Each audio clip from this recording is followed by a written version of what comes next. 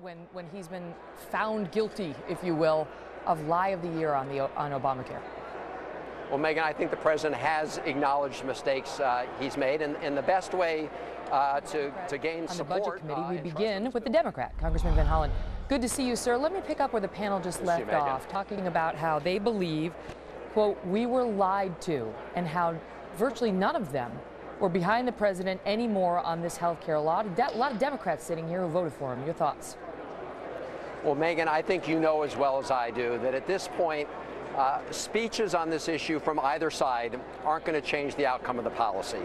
What will be the final verdict on this issue is whether, in the months to come, more Americans will have affordable health care. And speeches either way aren't going to change that. And the only way that will change people's minds one way or another is the ultimate test at the end of March and beyond, whether more people have affordable health care. So, look, at this point in the political debate on health care in this country, as the president indicated, it's hard to change minds through words. Only the product at the end of the day, I think, will let people decide. After all, in its early days, things like Medicare were not universally popular. The prescription drug bill under Bush was not popular. That does speak to the policy and their frustration with it, but it doesn't speak to the trust issue and the belief by some here in the panel and many in the country. I mean, PolitiFact said the president was guilty of the lie of the year last year, and if you like your plan, you can keep it. And I think perhaps that's in part what led the president to say this tonight on the subject of trust. Listen.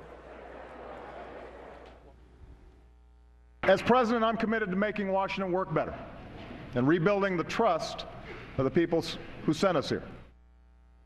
So he wants to rebuild the trust. How does he do that when he's been found guilty, if you will, of lie of the year on Obamacare?